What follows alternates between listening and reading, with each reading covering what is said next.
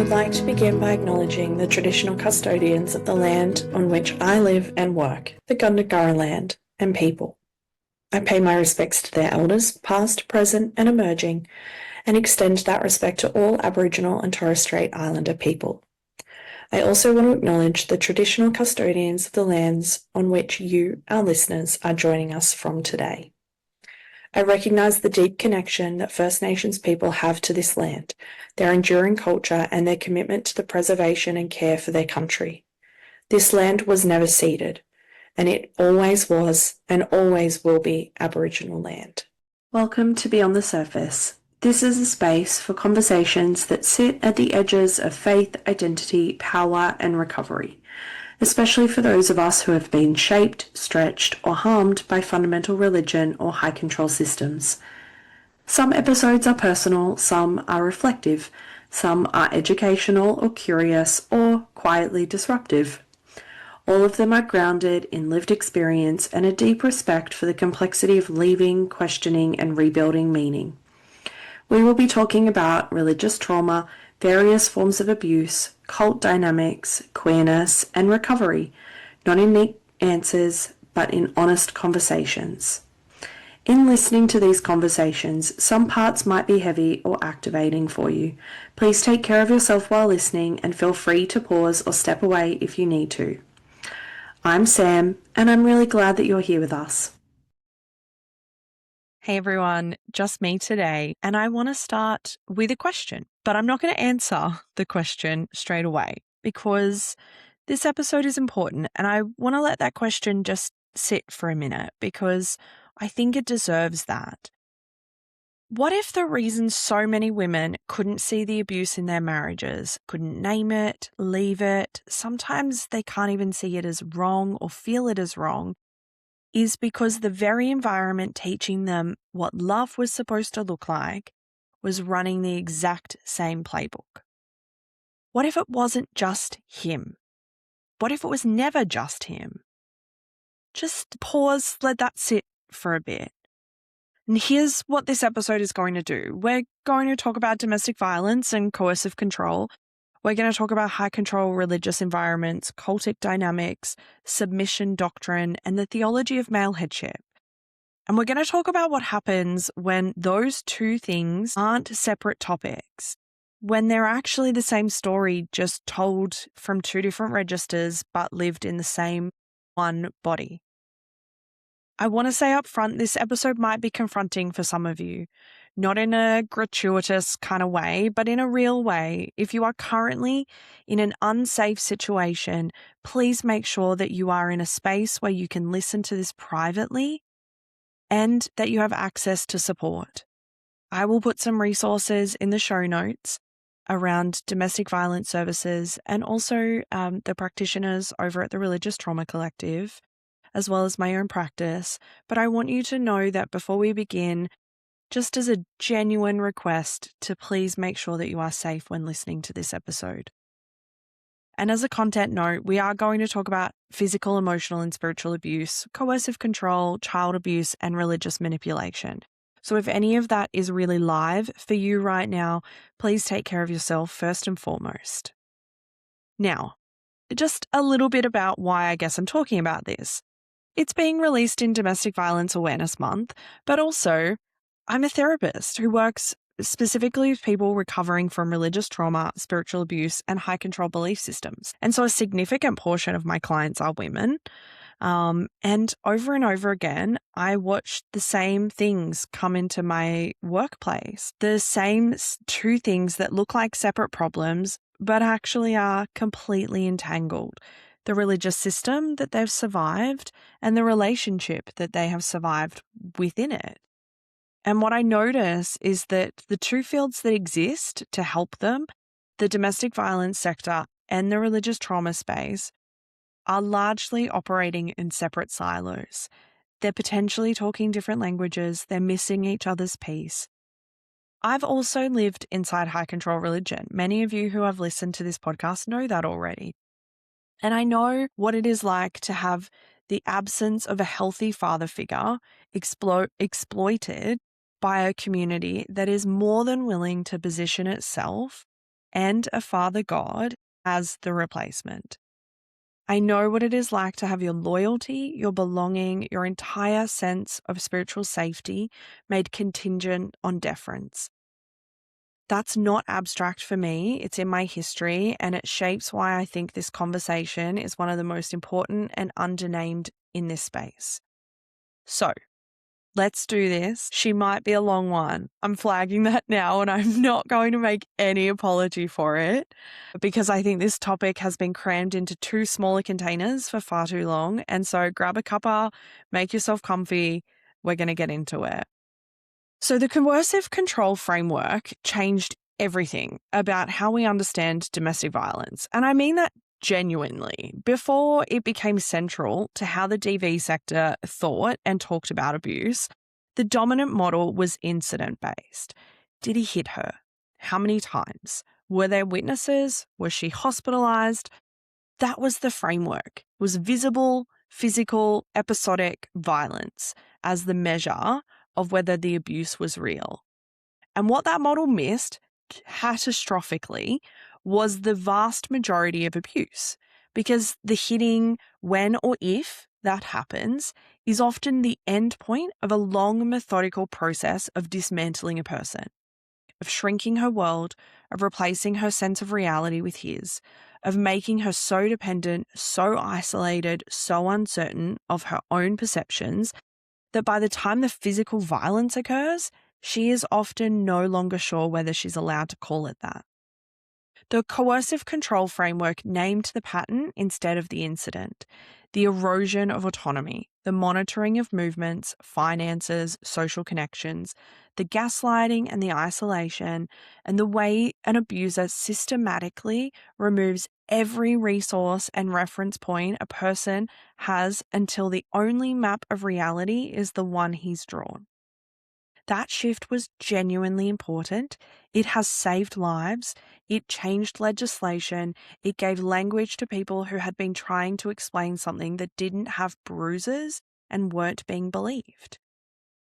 But here is where the standard framework runs into its limit, because it was built around a dyadic relationship. Two people, one abuser, one victim. The control flows between them from one to the other. And that model, as important as it is, doesn't account for what happens when the control is not just interpersonal but structural, communal, theologically authorized. What happens when it is not just coming from a partner but from an entire community, from a leadership structure, from God. I want to introduce an idea here that I think is essential for understanding what we're talking about today. And I want to do it without making it academic, because it's not an academic idea, it's a lived one, which is the idea of group-based coercive control. Now, that has been widely spoken about since the Victorian Parliamentary Inquiry, which has been incredible. And the Beyond Belief statement put together an incredible framework around this. So please go and check that out if you haven't already. But I want to talk about it in a very specific context.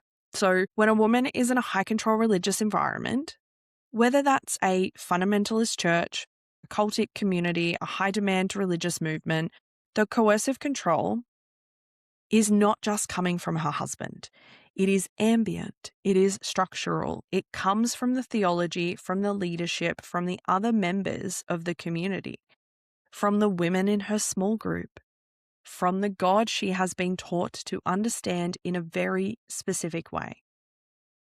The control is in the air. It comes from every direction simultaneously, and crucially, it has divine authority behind it. Think about what that means just for a moment. Because in a standard coercive control situation, an abuser has to work to convince his partner that he is right and her perceptions are wrong.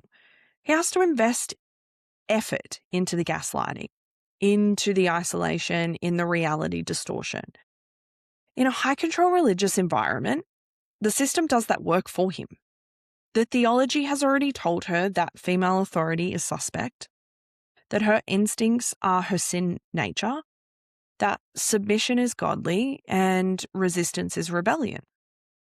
He doesn't have to build the cage. He just has to move into one that's already been constructed. I heard an analogy once that I keep coming back to. Imagine trying to identify that your house is on fire when everyone around you is also standing in the flames and calling it warmth. That's what we're talking about. Not just one person telling you that your reality is wrong. It's an entire community, an entire cosmos telling you that this is just what love looks like. There's one more piece of the coercive control framework that the standard model doesn't fully capture, and it's what I'd call the sideways control. Now again, not an academic term, it's my term. In a high control religious community, the control doesn't just flow downward, from leaders to members, from husband to wife. It flows sideways too. Members police each other. Women hold each other accountable to submission. Congregation members report concerns back to leadership. The people or the person enforcing the control is often not the person who designed it. A woman's closest friend in the congregation might be the one reminding her that a good wife doesn't speak to her husband that way. Her accountability partner might be the one gently suggesting that her unhappiness is a sign she needs to submit more fully. The diffusion of control across a whole community is not incidental. It's what makes the system so total and so hard to see from inside it. This is the foundation we're working from, so keep that in mind as we continue to go throughout this. So I want to start drawing the direct parallels, and not as a list because that's boring, but as a conversation. Because I think when you put these two things side by side, something clicks that should have clicked a long time ago. Let's start with isolation. In intimate partner violence, isolation is one of the earliest and most reliable warning signs. An abusive partner systematically cuts his partner off from her support networks, her friends, family, colleagues. Sometimes this happens dramatically through conflict and ultimatums. But more often than not, it happens slowly. He's uncomfortable with her friendship with a particular person. Her family doesn't really understand their relationship, or spending time with people outside the relationship seems to make things harder. And so gradually the circle closes. By the time it's fully closed, she's entirely dependent on him for her social world, her emotional support, her entire sense of reality. Leaving feels unsurvivable because there is genuinely nowhere else to go. In a high-control religious environment, isolation is structural. The outside world is spiritually dangerous. Non-believers are a corrupting influence. Secular friendships pull you away from God. Your most meaningful, your most important relationships should remain within that community. And if you do have friends or family outside of the church, well, they don't really understand your faith, do they? They'll never quite be able to support you the way that your brothers and sisters in Christ can. The mechanism is completely different. The outcome, almost identical. The person becomes entirely dependent on the system for their social world, their emotional support, their sense of belonging.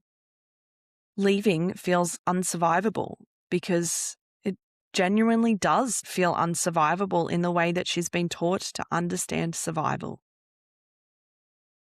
Now, I want to talk about monitoring and surveillance. In coercive control situations, this looks like checking phones, demanding to know whereabouts at all times, showing up unexpectedly, keeping track of mileage, maybe demanding access to email accounts. The abuser constructs a surveillance system, sometimes explicit, often subtle. But ultimately, it ensures that the partner has no private space, no movement that isn't accounted for, no relationship that isn't monitored. And in high-control religious environments, this looks like accountability partnerships, confession, pastoral check-ins, the theology of transparency, the idea that the spiritual healthy Christian is an open book, hiding nothing because what do you have to hide if you're walking in the light? The expectation that you bring your struggles, your doubts, your temptations to the leadership for guidance and correction.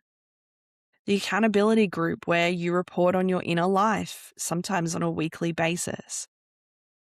This is surveillance dressed up in sanctification language, and it is remarkably effective. Because unlike an abusive partner's surveillance, which can be recognized as controlling, the religious version, that's framed as care, as discipleship, as the community helping you become the person God intends you to be. The fact that you have no private inner life, no thought or feeling that isn't subject to the community's scrutiny, well, that's just presented as spiritual health, not as a profound violation. Then there's the reality distortion and gaslighting.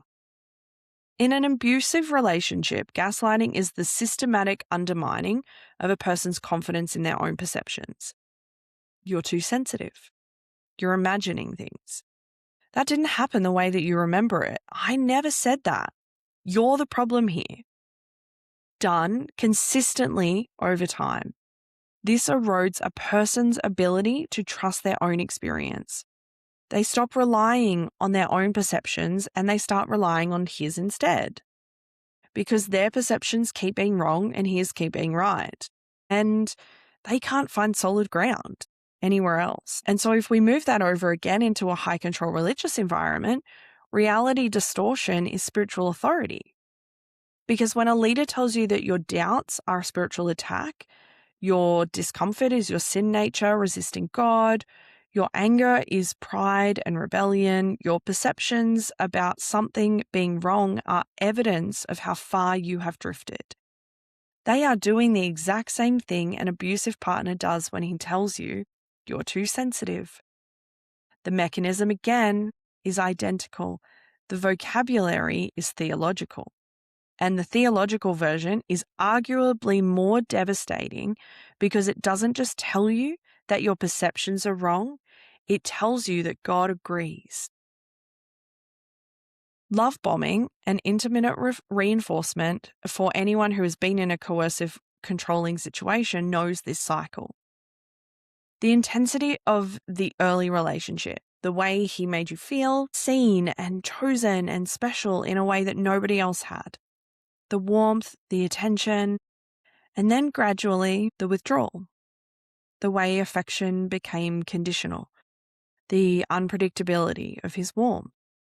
Sometimes you got it and you never quite knew what you'd done to earn it, and when it was withdrawn, you worked desperately to get it back. That cycle, warmth and withdrawal, celebration, shame, belonging, and exclusion, is also the fundamental operating mechanism of high control religious communities. You are celebrated when you conform. You are spiritually shamed when you don't. You belong fully when you are performing the faith correctly. You're prayed over with concern, spoken to gently about your drift, about whether everything is okay spiritually, which is in itself a form of warning when you are not. And that unpredictability is not accidental. It is regulating in the worst possible way. It keeps people striving, complying, monitoring themselves constantly for any sign that they might be losing their standing. Now, a lot of people know that in intimate partner violence, financial control is a core mechanism of entrapment. He controls the money. She has no access to accounts, no financial independence, no way to fund a departure. Sometimes she's being kept from working. Sometimes the finances are so entangled that disentangling them feels impossible. In high control religious environments, financial control operates through tithing as obligation, not invitation, obligation, and through a community infrastructure that is often deeply entangled with a person's economic life. Their job might be within the church or a church adjacent organization. Their housing might be community provided or community proximate. Their professional network, their clients, their references, all within the community. Leaving does not just mean losing your spiritual home.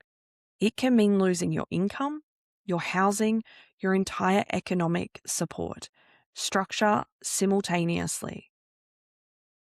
And finally, identity erosion is the last part I want to talk about in this section.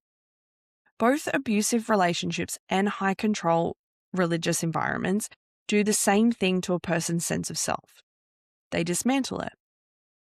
Systematically, over time, your preferences, your opinions, your desires, your instincts, your sense of humor, your politics, your understanding of your own history, all of it gets gradually replaced by the system's version of who you should be.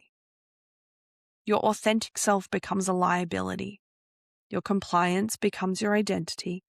And by the time someone is deeply embedded in a relationship, in a community, or in both, they often have very little sense of who they are outside the framework that has been installed inside them.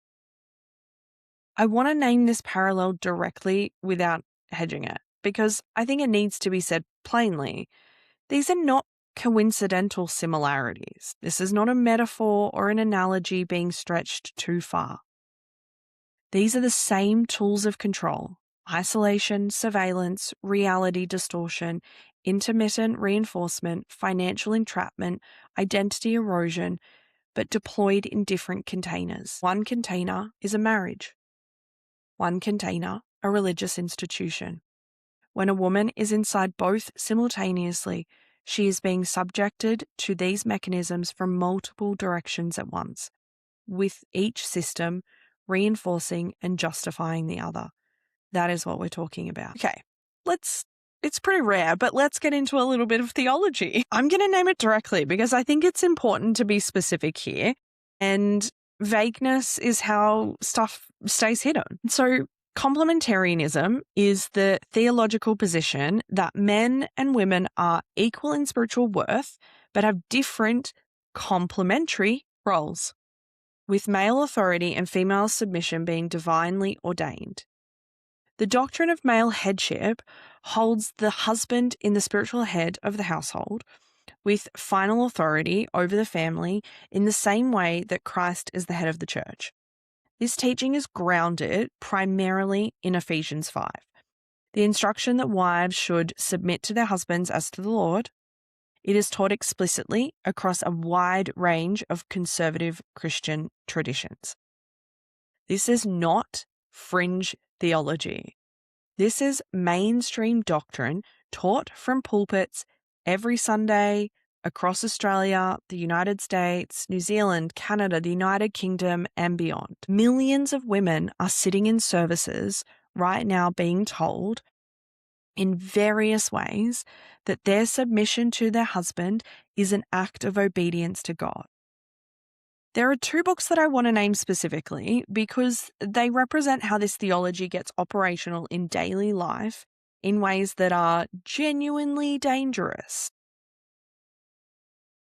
Created to be his helpmeet by Debbie Pearl, this book, which has sold millions of copies and circulates widely in conservative Christian homeschooling and homemaking communities, instructs women to remain sexually available to their husbands regardless of their own feelings.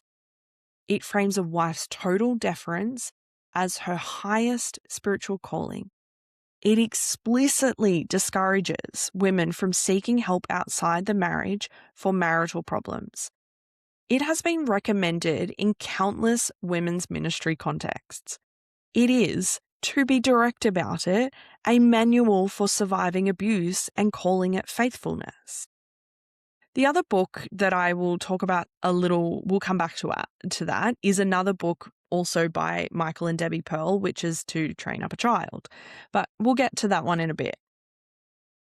I also want to name something pretty specific about a public position that is documented and needs to be on the record. And whilst I'm not naming anyone, because there's actually probably far too many people to name in this, but there are prominent complementarian teachers who have publicly stated that a woman in an abusive marriage should endure it for a season rather than separate, that she should continue to submit, that leaving is a failure of faith.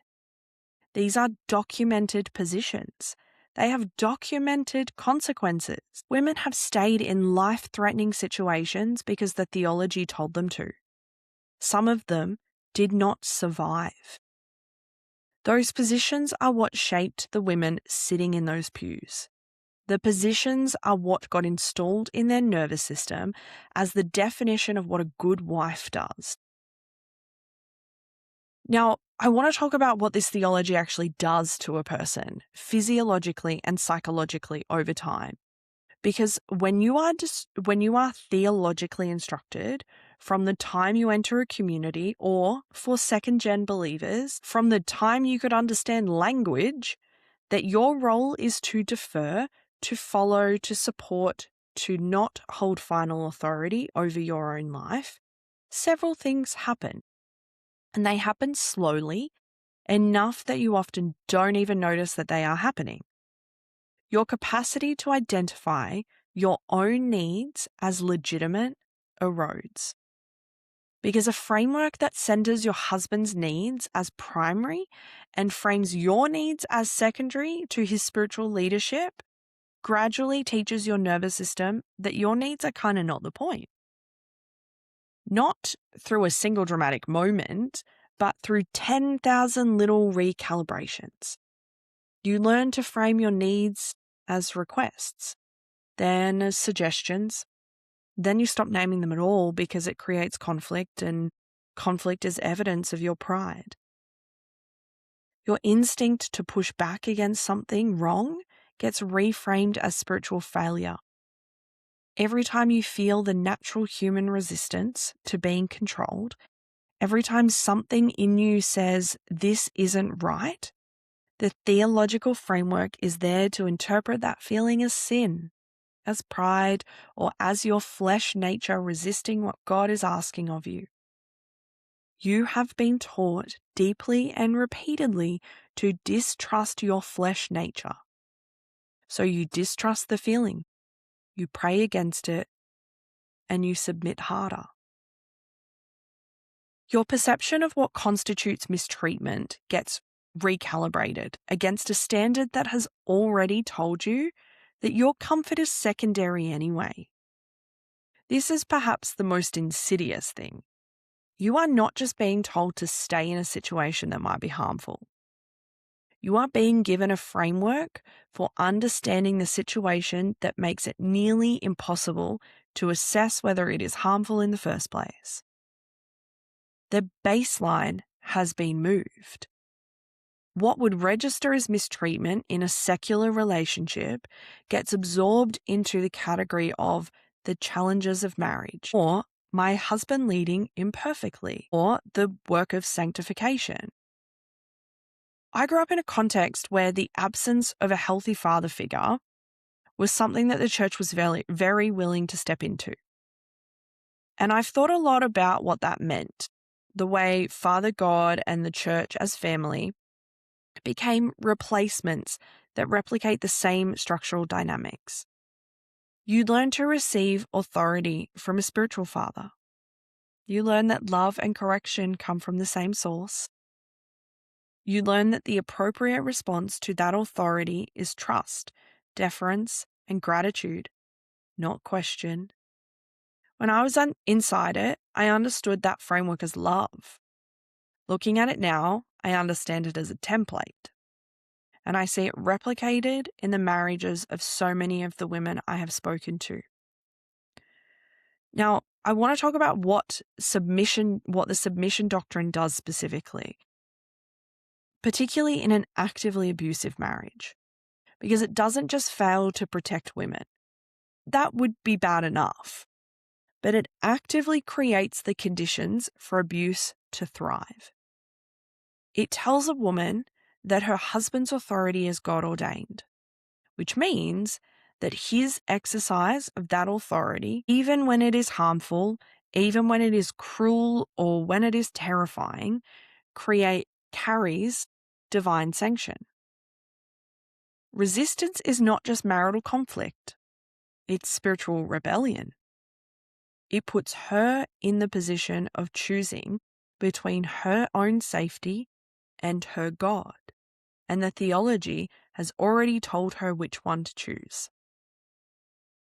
It tells her that a husband who is failing to lead well is her responsibility to support and uplift through greater submission. Not a sign that something is wrong, not evidence that the marriage is unsafe, a spiritual challenge for her to rise to through prayer, through patience, and deeper compliance. The burden of a marriage's failure is placed almost entirely on the woman's response to her husband's behavior, not on the behavior itself.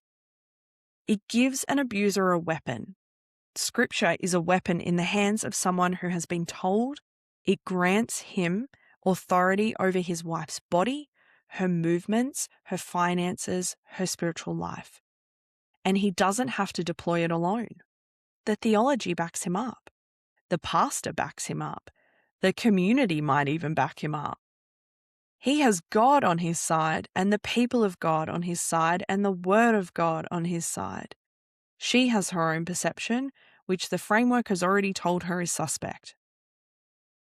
And then there's the pastoral counselling problem, which flows directly from all of this. When a woman in these communities go to their pastor or elder about what is happening in their marriage, what are they often told? Pray more, submit more, consider what you might be doing that makes it harder for your husband to lead. Have you been keeping yourself up for him? Are you meeting his needs? Is there bitterness in your heart that might be contributing to the conflict? Now, I want to be clear. This is not a rare pastoral response. I know it might sound like one, but it's not. It is a structural one. It flows directly and logically from the theology. A pastor who genuinely believes that male headship is divinely ordained and that a wife's role is to support her husband's leadership cannot consistently tell a woman that her husband is wrong and that she should lead. That would contradict everything the theology says. So the pastoral response is not just a pastoral failure. It is the theology working exactly as intended. There's also the question of what happens when a woman discloses to a pastor and the pastor does respond with some degree of concern. Even in those cases, even when a pastor is genuinely alarmed by what he's hearing, the response is still typically to work on the marriage. Couples counselling within the church, mentoring from a senior couple, a season of accountability, and prayer with the husband.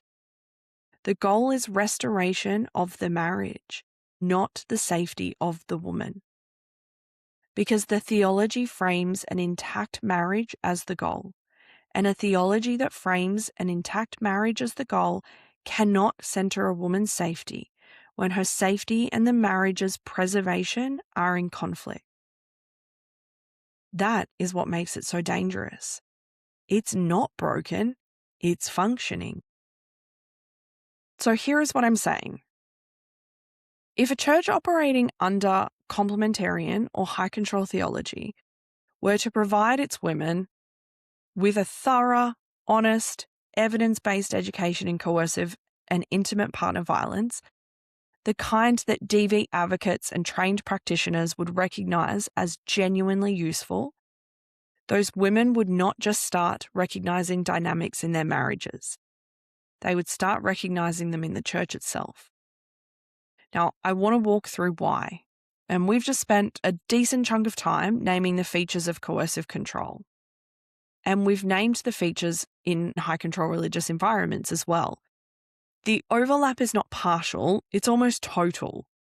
A genuinely useful DV education would teach women that isolation from external support networks is a warning sign. But high control churches require this exact isolation, framing it as spiritual protection, as the natural preference of a person whose primary community is their faith family.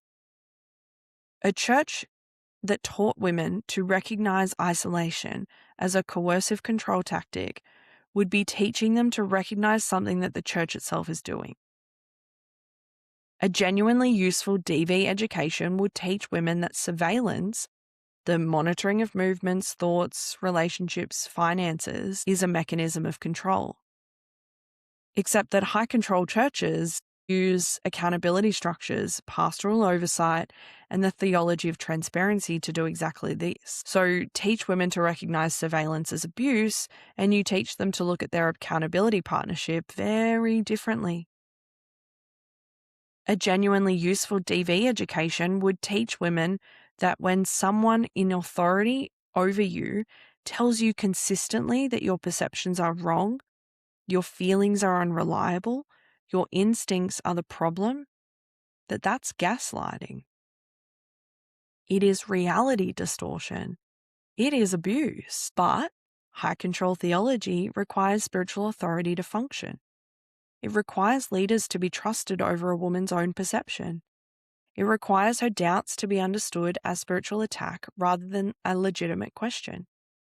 Teach women that this is gaslighting, and you hand them a lens through which the authority structure of the church becomes unrecognizable to itself. A genuinely useful DV education would teach women that intermittent reinforcement, unpredictable cycles of warmth and withdrawal, belonging and shame, is a mechanism that creates trauma bonding.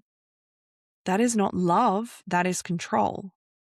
But this is the operating mechanism of community belonging in high control religion. In, out, celebrated, concerned over, welcomed back.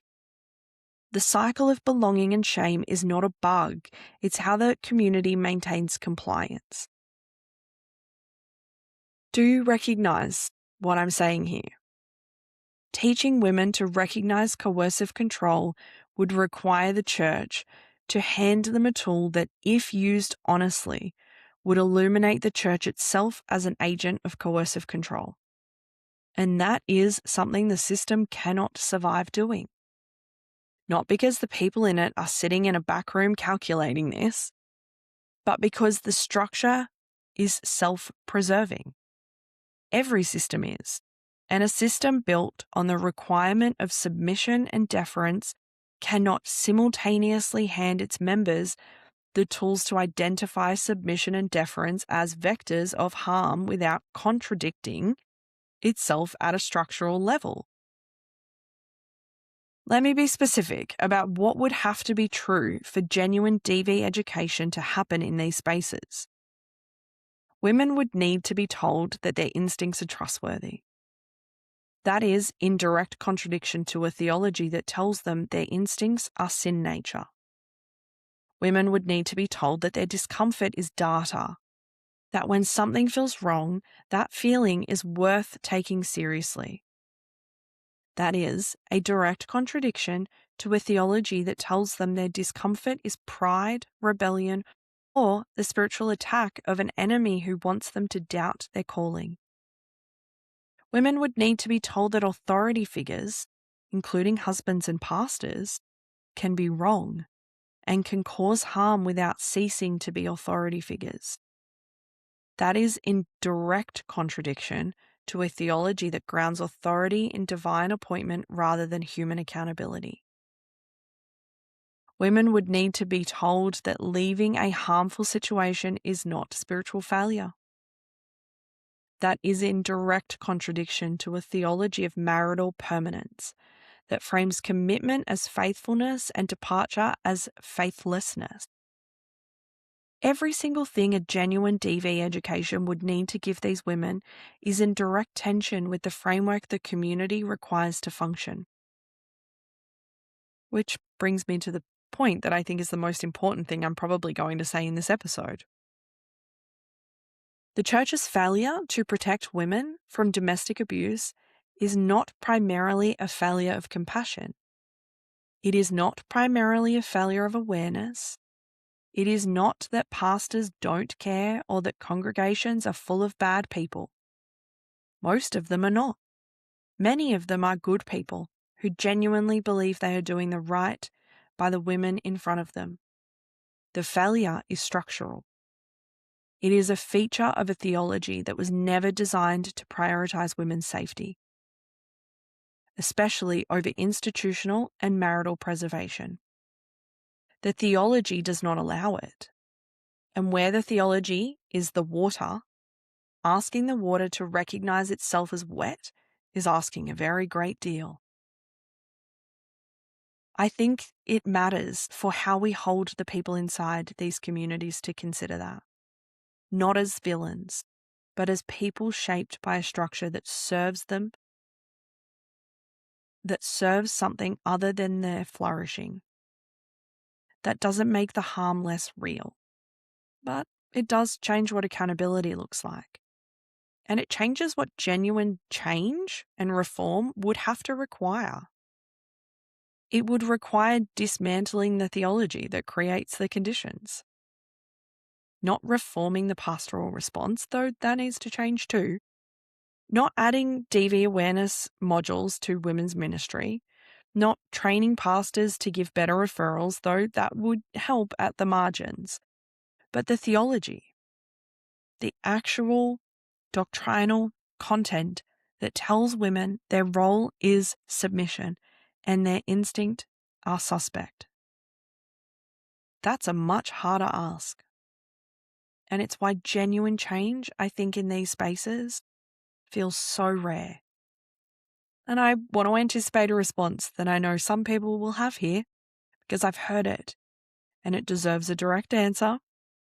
And the response is going to sound like, but not all complementarian churches enable abuse. Not all pastors will tell women to stay. There are men in these traditions who are gentle and safe and would never use their authority to harm. And that is true. I am not saying that every complementarian husband is an abuser. I'm not saying every pastor in these traditions is complicit in harm. What I am saying is that the theology creates conditions. It establishes a power structure that an abusive person can exploit with extraordinary ease, and with theological backing that no one in the community is equipped to challenge. The gentle, safe, complementarian husband benefits from a theology that was not designed with him in mind. It was designed with power in mind. And in the hands of someone who will use power badly, which is something you cannot predict from the outside of a marriage, it is extraordinarily dangerous. The gentleness of some men inside this framework does not make the framework safe, it just makes it harder to see. Okay, I want to shift gears for a moment because I want to sit with what it actually feels like to be a person living inside the thing that we've just been describing. Because I think whilst the analytical framing, as necessary as it is, can make it feel distant. And this is not a distant reality. This is happening in bodies, in kitchens, in beds, in prayer meetings. One of the most specific complexities of survivors who are navigating both religious trauma and domestic violence simultaneously is that the two things are almost never separable. The community is the support system for the marriage. The marriage is the thing the community exists to protect. When you try to get help, the people you would naturally turn to are the people who are invested in the marriage's preservation. Your closest friends in the congregation, your women's group leader, your pastor, the very people positioned as your support system are the people most likely to respond to your disclosure with encouragement to return, to try harder, to pray more, to submit more. Which means there is often genuinely no safe disclosure space inside the system. Nowhere to be honest, nowhere to name what is happening without it being redirected back into compliance. There's also a specific cognitive confusion of trying to assess whether what you have experienced was abuse when the framework you were given to evaluate your experiences was built by the system causing the harm. Now, this is one of the things that I see most consistently, and I think it is one of the things that is the hardest to name in a way that people outside this experience can fully grasp.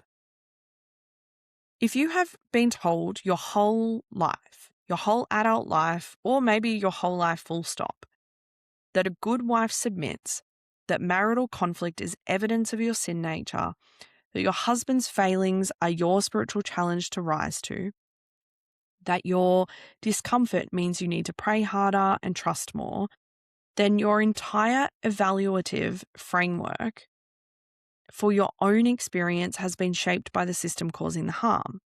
The gaslighting doesn't just come from him, it comes from every sermon, every accountability conversation, every well-meaning woman in your small group who says, marriage is hard, but God brought you together for a reason. Every time you tried to articulate something wrong and couldn't find the words because the words you'd been given didn't include the words for this. And then there's leaving, which in this context is rarely clean and almost never one thing. Leaving the marriage and leaving the church often happen together or can't be separated, but don't always move at the same pace. Some women leave the marriage and try to stay in the church and find that the church aligned with the theology makes that impossible. The community wraps around the husband. She is prayed for with concern.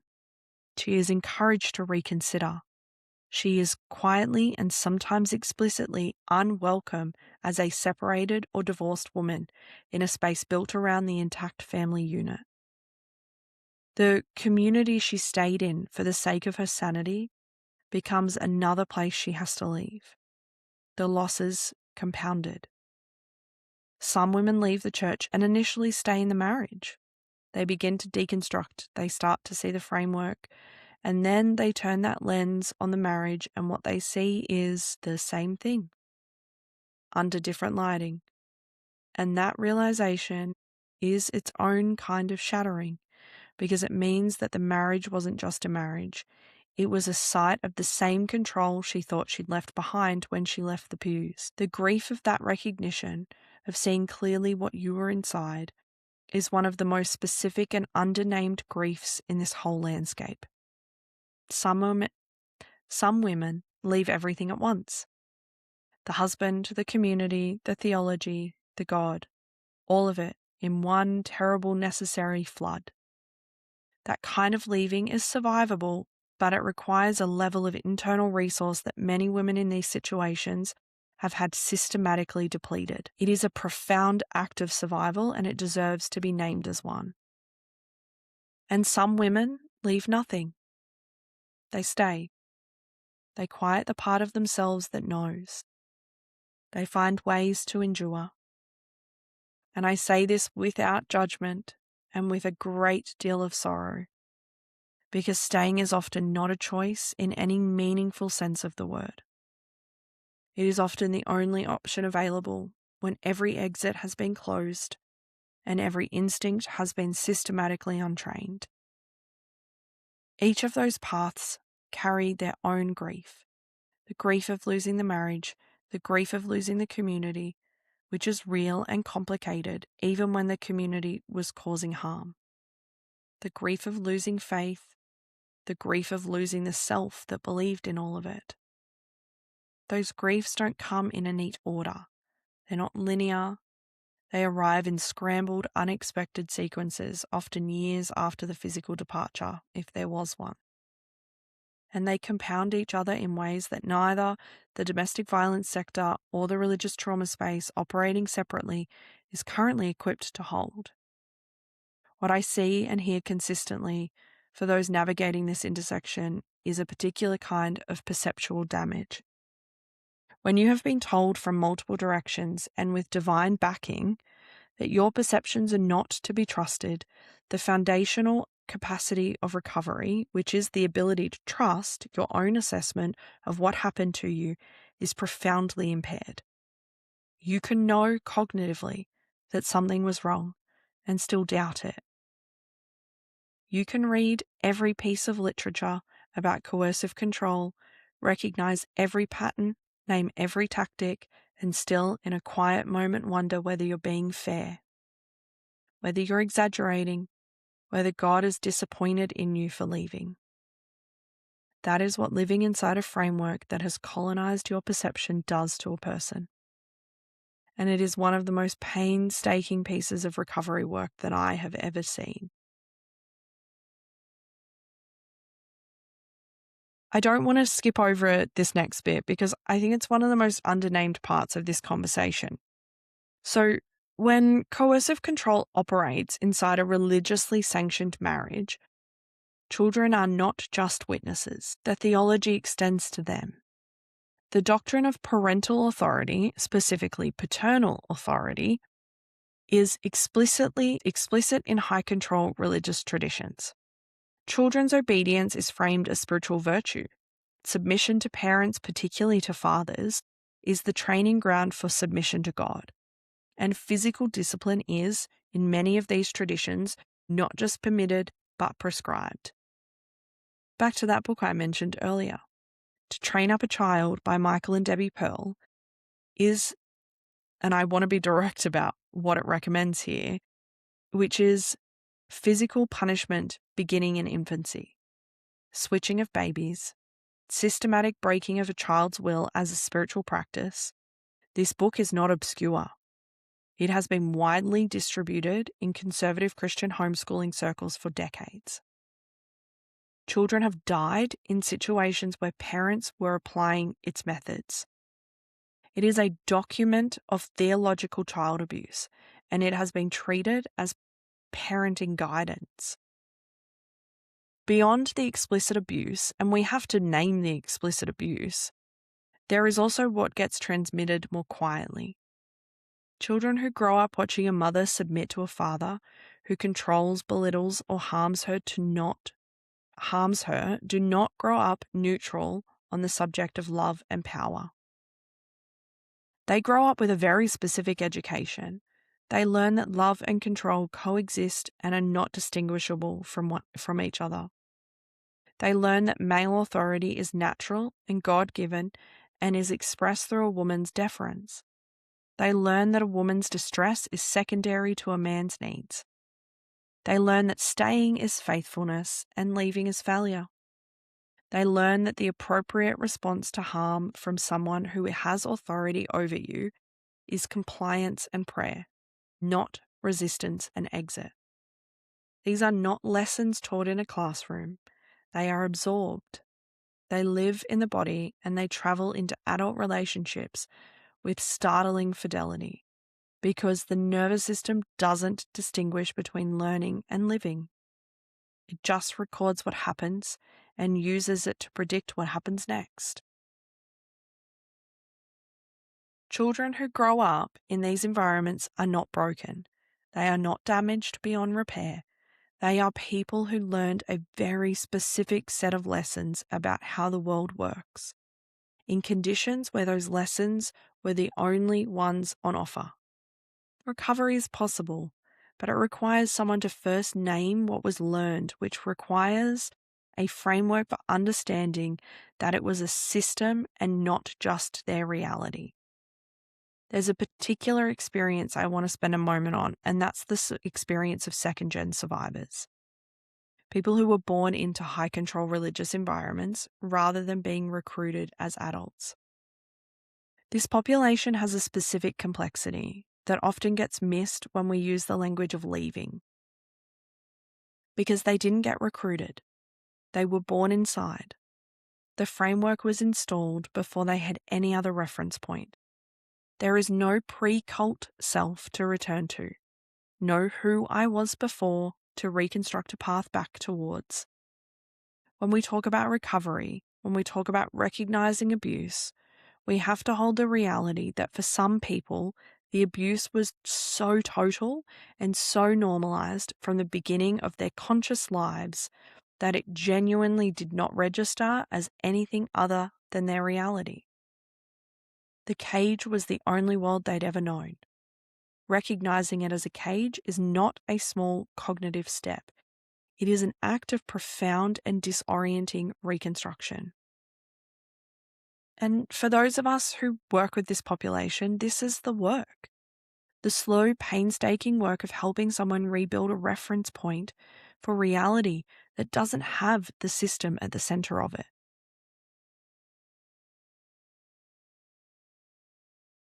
I want to speak to the practitioners listening for a moment, just directly, but I want to deliver it in a plain language because survivors deserve to hear this too. Survivors deserve to understand what the system that are supposed to help them are and aren't set up to do. The domestic violence sector has done and continues to do genuinely important work. Safety planning, crisis intervention, legal advocacy, refuges, the coercive control framework itself. None of what I'm about to say is a dismissal of that work. It is just an honest accounting of the gap. The DV sector often operates from a secular framework, and a secular framework, when applied to a survivor of religiously based coercive control, can miss some of the most critical dimensions of what she's navigating. Safety planning looks different when leaving doesn't mean just physical separation from a partner. It means spiritual annihilation. It means losing your understanding of who God is, what your purpose is, whether you are good, whether you will be okay. Standard safety planning accounts for practical risk. Housing, finances, children, legal protection, and all of that needs to be done immediately and first and foremost. But it doesn't always account for the internal dimension of religious identity collapse, which can be as disorienting as any practical crisis and which significantly affects a survivor's capacity to make and act on decisions. Risk assessment in DV contexts typically focuses on the individual abuser, his history, his access, his lethal indicators. It doesn't always have a lens for the community as an extension of the abuser's control network. But in high control religious context, the community can continue to monitor, pressure, and spiritually shame a woman long after she has physically left the marriage. Ex-husbands in these communities have access to pastoral networks, to mutual friends, to the woman's own family members sometimes who may remain in the church. The congregation can function as surveillance and pressure that extends the reach of the original abuse indefinitely. A risk assessment that doesn't account for this is missing a significant part of the risk. And the theology itself, the specific content of what the woman was taught, the specific ways that theology shaped her understanding of herself and her options, often isn't named as part of the abuse landscape. Coercive control tools don't typically include a question about whether the abuser's tactics were divinely sanctioned by a shared religious framework. They should, though. It would give you far more information about the person's experiences.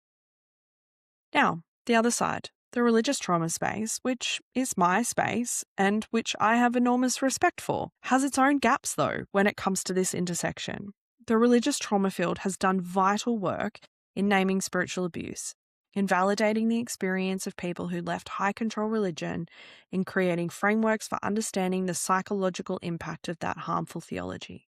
And that work matters enormously. But the religious trauma space can sometimes focus heavily on the intellectual and identity dimensions of deconstruction. The theological unpacking, the grief of losing faith, the reconstruction of identity, without giving adequate weight to the physical safety and legal dimensions that are present when DV is also in the picture. Someone presenting in a religious trauma context might be describing their deconstruction, their loss of faith, their grief about leaving the community, and there is a live DV situation underneath that hasn't been named yet, because the frameworks for naming it aren't present. The two populations aren't perfectly overlapping. Not everyone who has experienced religious trauma has also experienced intimate partner violence. But the overlap is substantial. It is not a coincidence. It is a predictable consequence of theologies that create the conditions for both. And so the two fields need to be talking to each other far more than they currently are. What integrated support would actually look like is practitioners who understand both DV and the religious trauma dimensions and don't require survivors to choose between their healing contexts. Frameworks that account for spiritual coercion as a named dimension of intimate partner violence, not a complicating factor, a core feature. Safety planning that takes community-based surveillance seriously as a risk factor. Legal advocacy that understands the specific dynamics of religiously informed financial control and social entrapment. And a religious trauma space that routinely asks about safety, about the relationship, about what else is happening, not as an afterthought, but as a structural part of how we hold these stories. Because these stories are happening in the same body at the same time in the same life, and they need to be held that way. Okay, I want to start landing this episode somewhere that feels honest about how hard this is without being bleak about it, because it's not bleak. Recovery from this intersection is real and it happens, and I've watched people do it. But I also want to be honest about what it actually is, because the tidy version isn't helpful, and you deserve more than the tidy version. Recovery when DV and religious trauma are intertwined is not linear. It doesn't start at the beginning and end at the end. It often doesn't start with a presenting issue. Someone might come into therapeutic work talking about deconstruction, about losing their faith, about the grief of leaving their community. And the marriage sits quietly in the background for months or maybe years until enough safety has been built that it can come forward. That is not resistance or avoidance. That is the protective sequencing of a nervous system that knows what it can hold and when. It deserves to be met as wisdom, not pushed past. Conversely, someone might come in with the marriage as the presenting issue, the separation, the legal process, the practical chaos of leaving, and take years to connect it to the broader theological system that created those very conditions. The marriage is the immediate, visible crisis. The religion is the water. And the water is so pervasive, so fundamental to how they understand everything, that it often can't be examined until the acute crisis has stabilized enough to allow it. There are specific recovery tasks in this intersection that don't show up cleanly in either the standard DV or the standard religious trauma framework. The first and most foundational is rebuilding the capacity to trust your own perceptions. This has been systematically undermined from two directions, the partner and the framework. And rebuilding it is slow, patient work. It's not primarily cognitive. You can understand intellectually that your perceptions are trustworthy while your nervous system continues to doubt every observation you make. The cognitive understanding is the beginning, not the destination. Another aspect is reconstructing an identity that doesn't have the marriage or the community at its center. Both the relationship and the religion provided a very complete account of who you are, your role, your purpose, your value, your place in the world. When both are gone, the question of who you are outside those frameworks can feel genuinely unanswerable. And the work of answering it is not a quick exercise in self-discovery. It is a gradual, sometimes painful excavation of preferences, instincts, desires, and opinions that were never given space to exist. The third is learning to navigate authority without either automatic compliance or reflexive recoil. Both coercive control and high control religion train people in a specific relationship to authority. Deference, compliance, and the suppression of dissent. When someone has lived inside those dynamics, the experience of any authority, including a therapist, a support worker, a judge in a family law matter, can activate patterns that were installed for a very different purpose. The therapeutic relationship is not exempt from this. It has to be held very carefully. And there is grief. Boy, there is a lot of it. The grief of the marriage, not just its ending, but often the marriage as it was hoped to be. as it was believed to be, as the theology said it could be. The grief of the community, the belonging, the meaning, the relationships, even when those things were entangled with the harm. Maybe the grief of faith, the God, the framework, the story that gave life a structure and a purpose for you. The grief of the self who believed in all of it, who organized her whole life around it, who made sacrifices for it that cannot be undone. These griefs are not sequential, they arrive together separately and in unexpected order, or like a big ball of Christmas lights, messy. Something will surface the community grief 3 years after the marriage grief seemed resolved. The faith grief will arrive in the middle of an otherwise ordinary afternoon.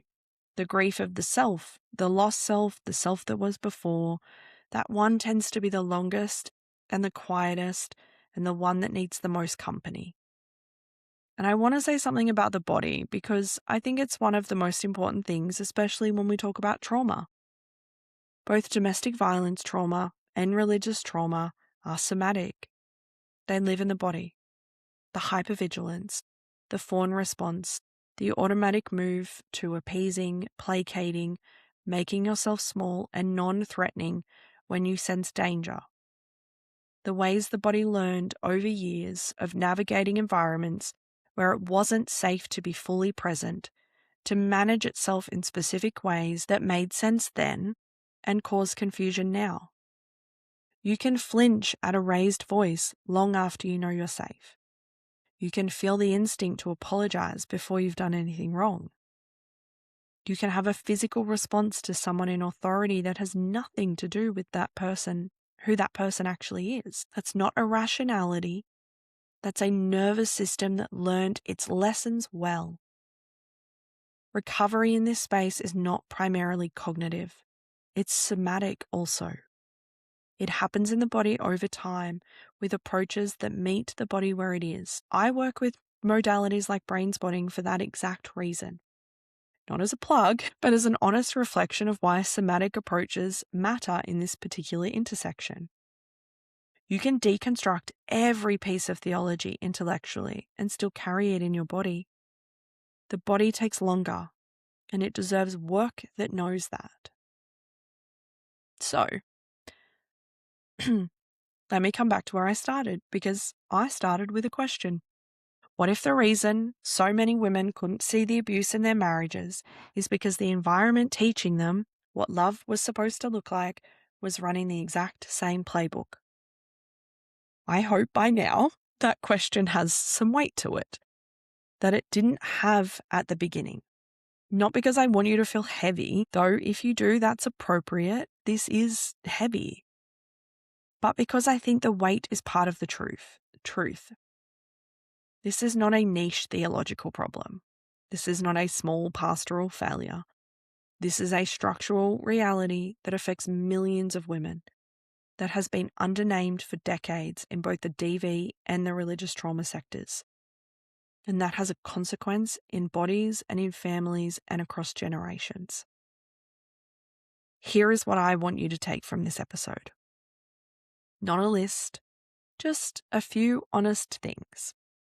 If you've been in this space, if you've lived inside both of these things simultaneously, you are only just starting to see the parallels, that is not a failure of intelligence or perception. It is a testament to how thoroughly the system worked. It was designed to be invisible from the inside. The confusion is not a character flaw. The fact that it took years to name doesn't make it any less real. The fact that you believed it doesn't mean you were naive. You are inside something that was specifically constructed to be believed. Recovery from this is possible. It is real. I've watched people do it. It takes longer than anyone will tell you it will. It's less linear than anyone tells you it will be. And it needs people around you. Practitioners, supporters, community who understand both sides of it. Who don't ask you to do your DV recovery over here and your faith deconstruction over there. as if those things aren't happening at the same time, within the same nervous system. And now I want to speak directly to whoever is listening to this, who is still inside it, who is still trying to work out whether what they experienced counts, whether it was bad enough, whether they're allowed to name it, whether God is disappointed in them for asking. It counts. It counts if there were no bruises. It counts if you still love Him. It counts if you're still in the church. It counts if it has been years. It counts if you can't fully articulate it yet. It counts if nobody around you has named it. It counts. You are not confused. You are not bitter. You are not the problem. You are someone who is inside something that was very well constructed to keep you from seeing it clearly. And you're seeing it now. That is not nothing. That is everything.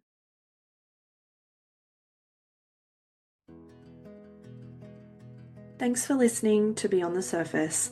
If this episode resonated, challenged you, or named something you've struggled to put words to, I'm really glad you found your way here. You'll find ways to connect, learn more, and explore further in the show notes. As always, you are good, you have always been good, and your story matters always.